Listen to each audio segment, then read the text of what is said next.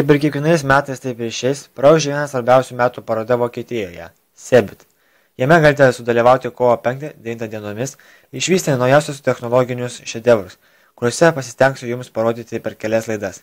Taigi, šioje laidoje išvysite 3D spausdintuvą, holograminius ekranus valdomus, pasitelkit rankas, bei naujausią dėl hibridinių kompiuterį. Nieko nelaukdami pradėkime. Nors 3D spausdintuvo technologijos rinkoje ne naujiena, bet CeBIT renginė tai buvo viena iš populiariausių pristatymų parodoje. Didžiulės žmonių minios susispietusios spoksoja iš šio aparato sugebėjimus. Ir tikrai buvo į ką žiūrėti, nes jis sugeba išlieti vos 0,88 mikronų storio plastikinius sluoksnius, kuriems susijungus susidaro įspūdingo tikslumo 3 dimensijų objektas. Svarbiausia, kad dalykas negali būti didesnis nei 22,5 cm ilgio ir 21 cm pločio, kitaip bus per didelis ir jo neišspausdins. Todėl panašu, kad kol kas nepavyks išspausdinti pačių 3D spausdintuvą pačiame jame. Šio įrenginio gamintojo Fabster teigimu, šis įrenginys galės netolimoje ateityje ne tik vienu metu viena spalva dažyti objektą, bet ir pasitelkiant į pagalbą daugiau spalvų.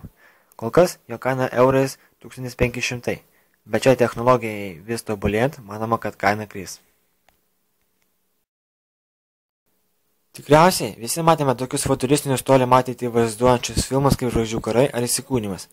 Ir tikrai pro akis neprabėgo tie stebuklingai švytintis, sklandantis ekranai ore.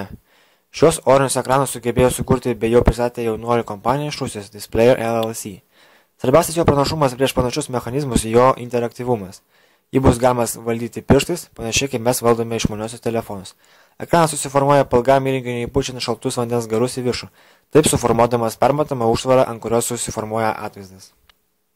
Planšetiniams kompiuteriams esant ant bangos, Dell kompanija pristatė vieną iš hibridinių planšečių – Dell XPS 12. Iš pirmo žvilgsnio jis gali atrodyti paprastas notebookas, bet iš tiesų jis užsislėpęs transformeris. Jei laptopą ekraną apsuktume 180 laipsnių kampu, mes gautume planšetę.